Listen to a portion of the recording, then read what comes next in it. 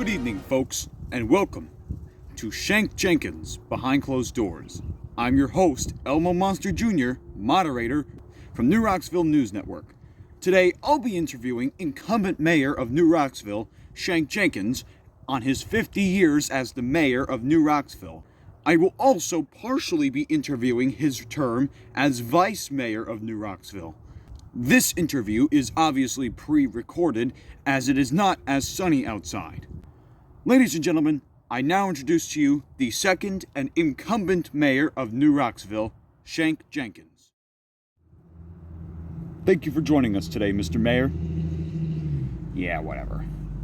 As you know, your vice mayor, Cindy Moustris, has won the 2024 mayoral election and is set to become the mayor of New Roxville on January 20th of next year.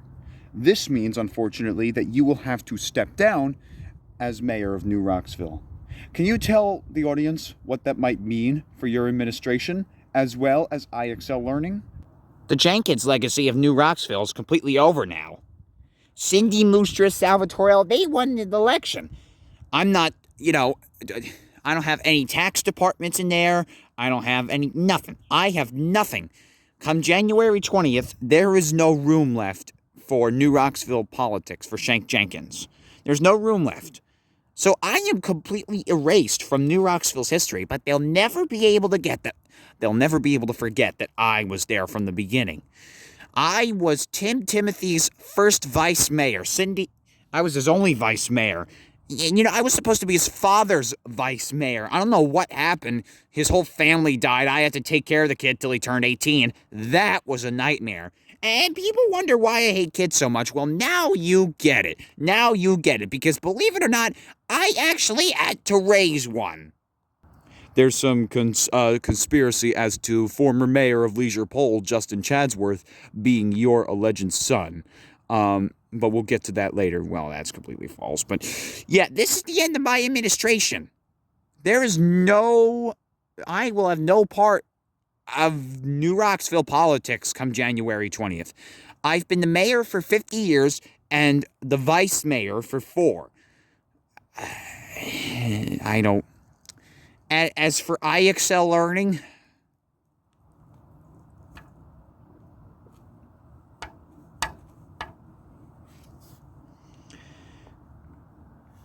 I'm going to do something that Paul Centebeard will not do. I am actually going to congratulate Salvatore. Okay? I'll get, congratulations to Cindy Moustris, blah, blah, blah, blah, blah, blah. But it's really Salvatore who deserves graduation. And I'll tell you why. The reason he deserves it is because he survived an assassination attempt, right? Now, my vice mayor, I didn't tell him to do it. But I guess it's far too late now because that debate was September 6th or whatever it was, and it's November 10th. It's 2 months later, so it's forget it. But I didn't tell Paul to do it. And that's so I was actually quite angry when he shot Sal. I don't give 2 cheese weasels about Sal, if Uncle Jerry were to tell you that, but he wouldn't. I don't care about Sal, at all. But that was a completely inappropriate move for Paul to do. I ran against many mayors, many failed mayors of New Roxville, ones that never even got into office. But never did I get Sharon Jenkins or Jeffrey Jones or Cindy Moustris to kill any of those opponents. Never. And you gotta understand, these are all my former vice mayors. Even Cindy now. Because, yes, technically she is the incumbent vice mayor of New Roxville, but come January, that's going to change. That's going to change, Elmo. IXL Learning is done. You know what Cindy and Sal said during the debates. You moderated them. And I'm like, you've got to be kidding me. I'm sitting across from Cindy Moustris. She says, we're going to, arrest Shank Jenkins and Paul Centebeard or stuff like that, or whatever she said. I'm like, you gotta be kidding me. She's gonna lower taxes, and I watched the vice mayoral debate. Sal wants to bring back Social Security and health care. Health care, I don't know how he's gonna do that because of Obamacare, but he wants to bring back Social Security. How is he going to do that? he will bankrupt this entire economy. You're not sure the vice mayor-elect has some sort of constitutional plan to bring back Social Security to benefit the people?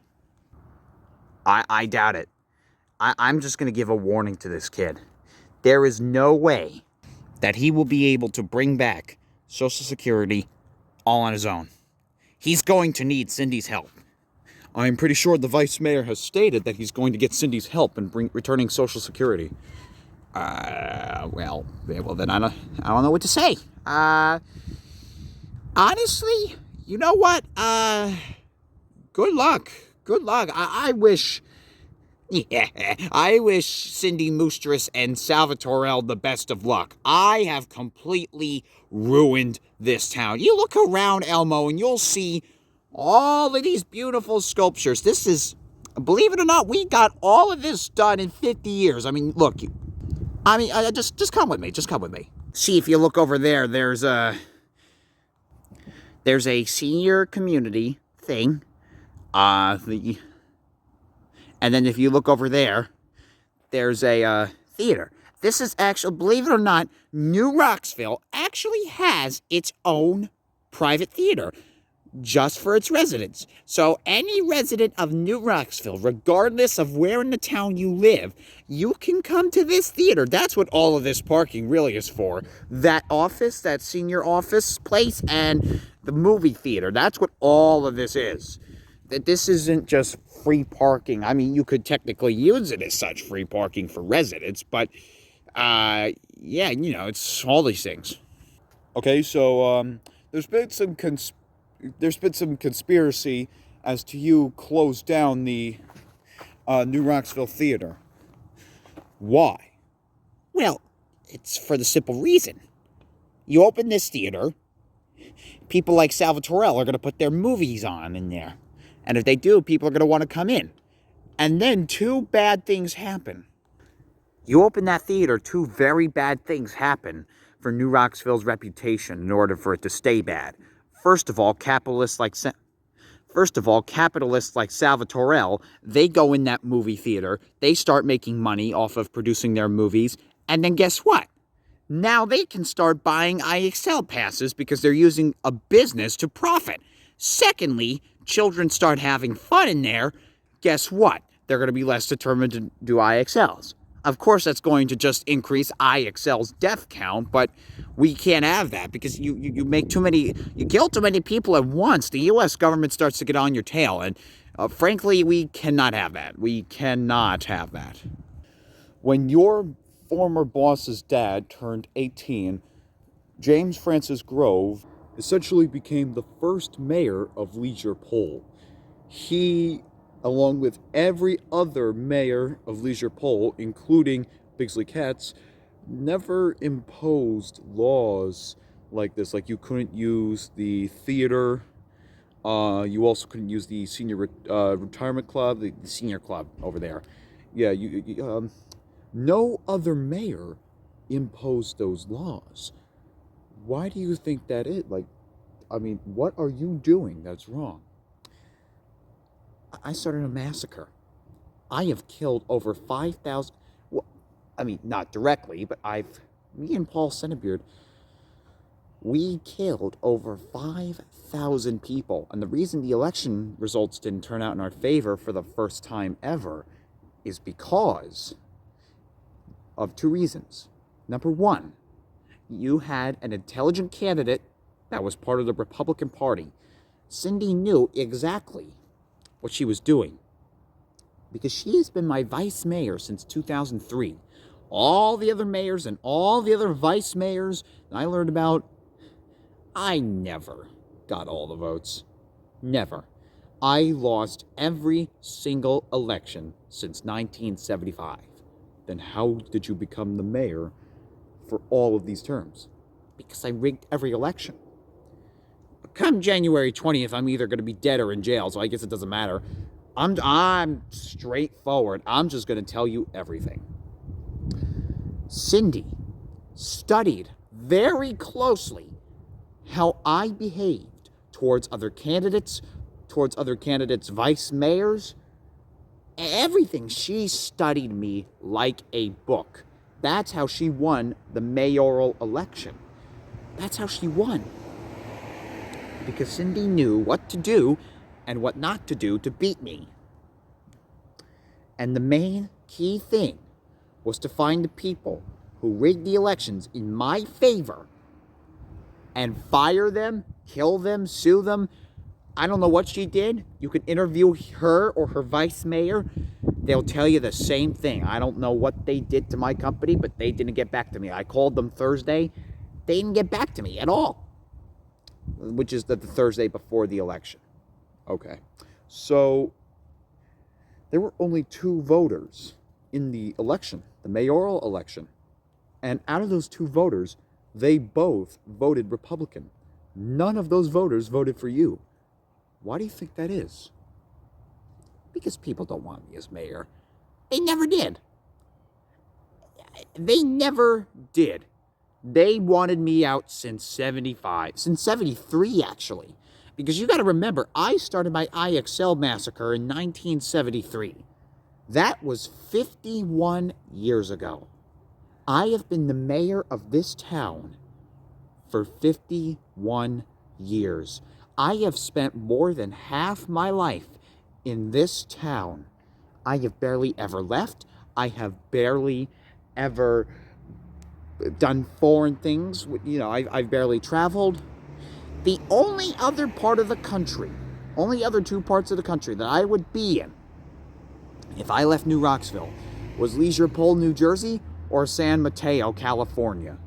That is where the IXL massacre is. Yes. Oh, excepting the DNC in Chicago. I've been to every DNC as long as I can remember. I am 88 years old.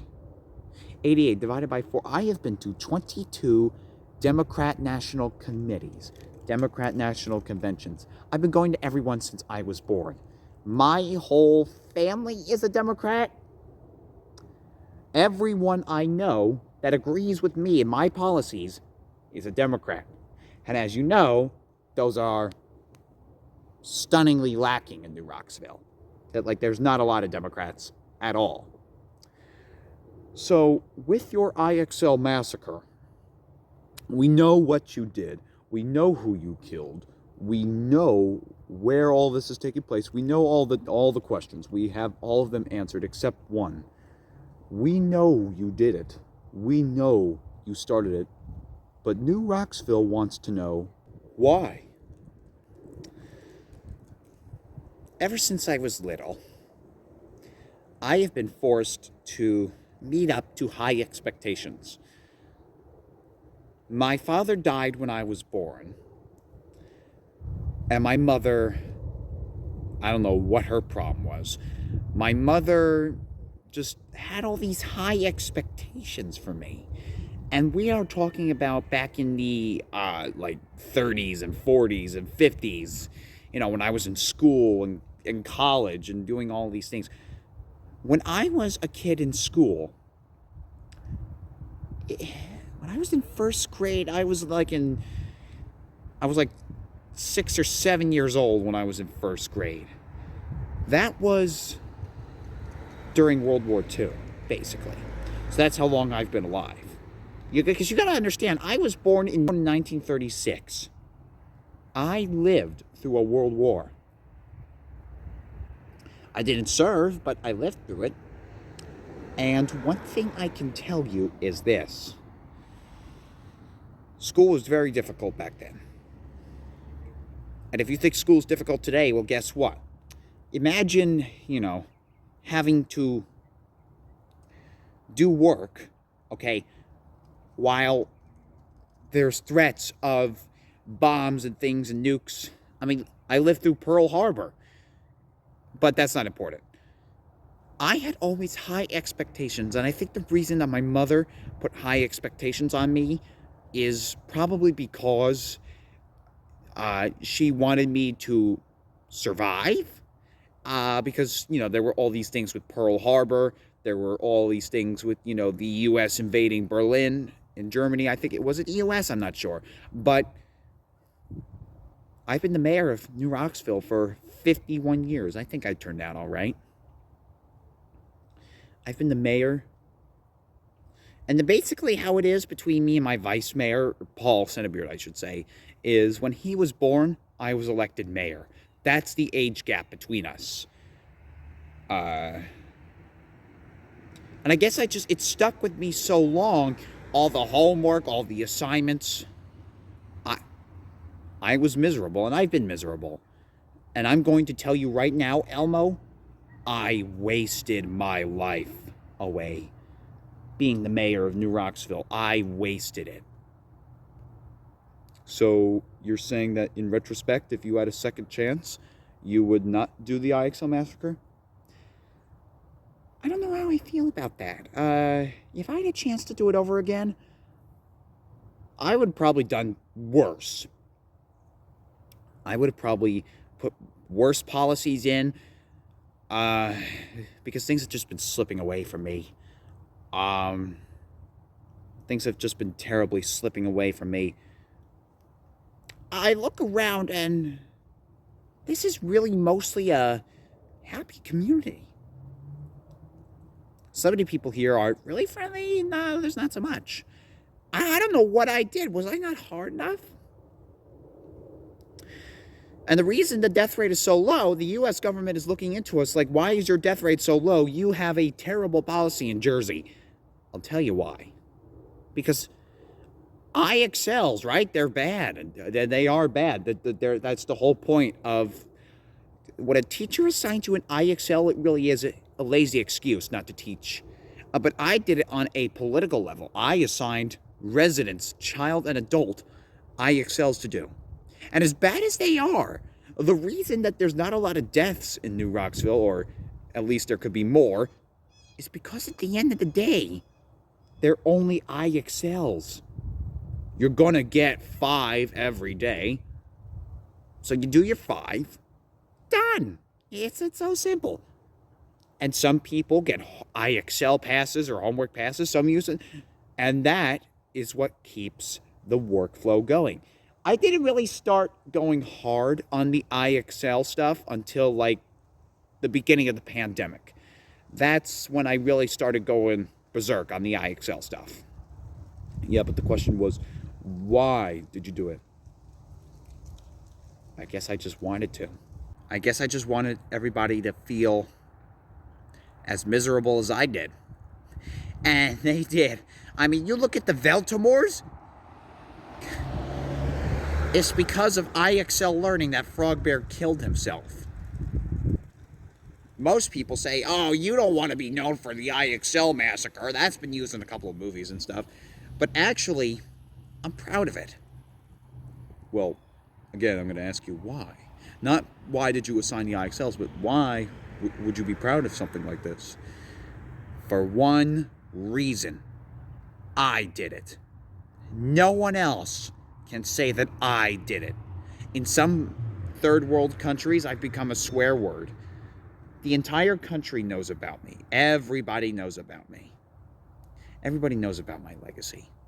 People in Texas know about my legacy. People in Arizona know about my legacy.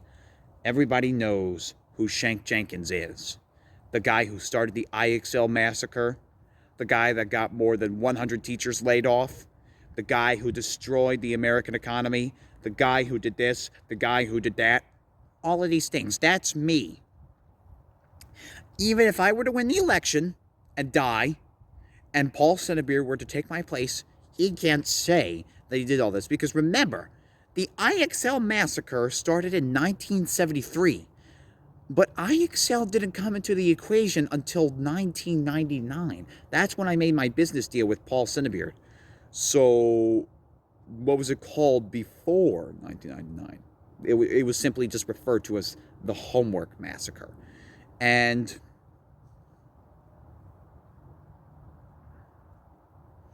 I'll tell you this. Paul Centerbeard, with foreign nations, and, he would be on that list of foreign nations, he would be at the NATO meetings. Paul Centerbeard and I would sometimes attend the NATO meetings just as audience members, not even as debaters, but just as audience members. Of course, we would only go when there would be a Democrat as president. So Bill Clinton, Barack Obama, Biden. I'm trying to think who else. No, that's it. But anyway, as I was saying, this is my legacy. When people think of IXL, they don't think of Paul Centerbeard. They don't think of Kim Yu-Hang. They think of me, Shank Jenkins. I'm the king of IXL. If I had won, remember, I would have still been the mayor. And again, the only thing that would have changed is who New Roxville's vice mayor was. The thing about Cindy Moostress is everybody loves her today. 20 years ago, they wanted her dead. They wanted her dead, I'm kidding you not.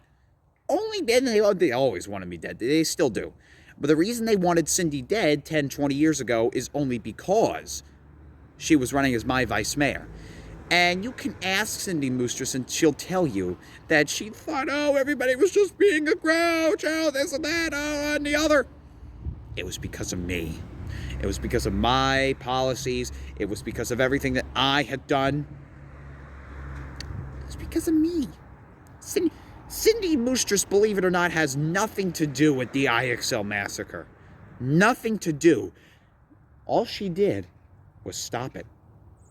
Basically, the IXL massacre is already over. Well, why would you say that? Look who won the election, Elmo. My campaign is doomed. My legacy is doomed. And I'm not even going to fight it. I'm not even going to fight it. What's the point? I will get arrested or die trying. The police in this town, they've turned on me. The first responders in this town, they've turned on me. The departments in this town, they've turned on me.